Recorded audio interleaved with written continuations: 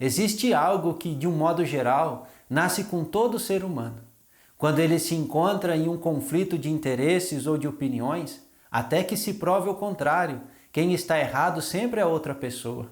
Isso pode parecer bastante natural, mas há algo importante a ser dito a respeito desse assunto, e é sobre isso que eu quero falar com você.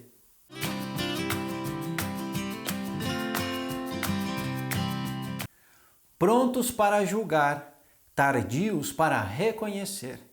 Talvez o Senhor hoje queira chamar a nossa atenção para algo muito importante.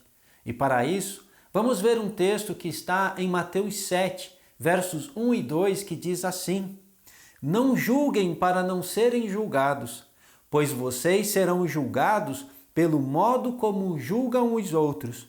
O padrão de medida que adotarem será usado para medi-los.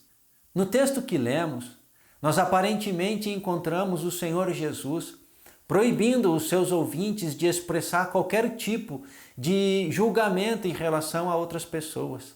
Porém, o Senhor não está falando que nós não podemos analisar uma determinada situação e tirar dela algum tipo de conclusão.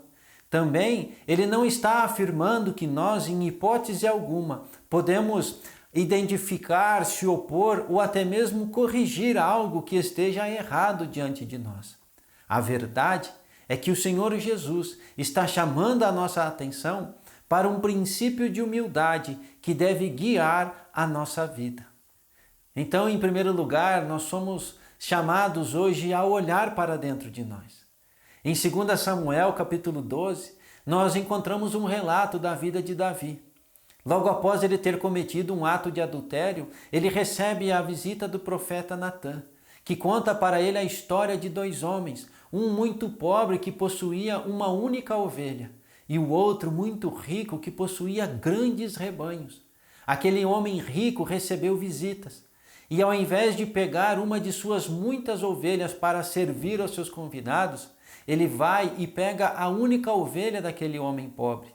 Nesse momento, um senso de justiça se acendeu dentro de Davi, que prontamente expressou o seu julgamento em relação àquele homem. Mas Davi foi surpreendido pelo profeta ao descobrir que não se tratava da história de ninguém, mas sim de uma parábola que representava o seu próprio erro. A atitude de Davi, infelizmente, representa a atitude de muitas pessoas. E por que não dizer a nossa própria atitude?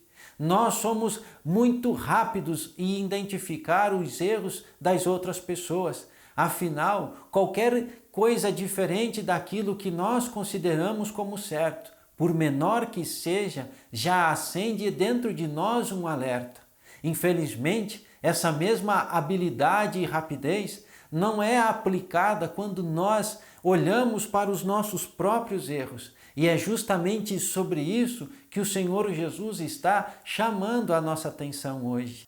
Essa dificuldade de olhar para dentro de nós é certamente uma atitude carnal. E por que não dizer também maligna? Afinal de contas, se nós estivermos tão ocupados corrigindo os erros das outras pessoas ou até mesmo ajudando elas com os seus erros, correremos o risco de não sobrar espaço e nem tempo para que o Senhor corrija os nossos próprios erros. Em Mateus capítulo 12, quando Jesus está explicando a parábola do semeador, ele faz um alerta para o fato de que o diabo está sempre a postos para roubar de nós a boa semente, ou seja, a palavra de Deus que é lançada sobre a nossa vida. Porém, quando ele não consegue fazer isso de uma maneira direta, ele muda então a sua estratégia e passa a buscar alguma forma de fazer com que a palavra não tenha o poder de transformar a nossa vida.